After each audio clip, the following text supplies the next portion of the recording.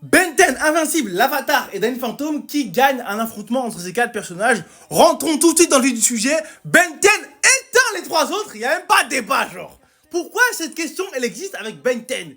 Il écrase la concu. En plus, c'est pas Ben 10 du début, c'est Ben 10 ado. Ouais, s'il vous plaît. Vu que Ben 10 est exclu de la conversation, vu qu'il est trop fort, qui gagne entre les trois? Je mettrai une pièce sur Aang, sur l'Avatar.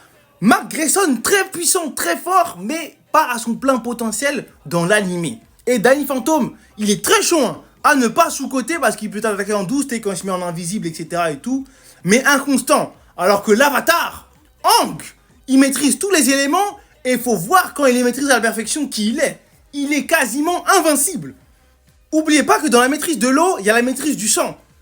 Invincible et Danny Phantom, ils ont du sang. Aang, s'il est au courant de tout ça, frère, il peut leur faire des dingueries via leur vaisseau sanguin. C'est pour ça que moi, je mets en gagnant en numéro 2 et ensuite entre Danny Phantom et Invincible. Vas-y, je mets Invincible et Danny Phantom, je mets en dernier. Voilà. Dites-moi en commentaire si vous, c'est pareil ou si vous émettez des différences ou pas.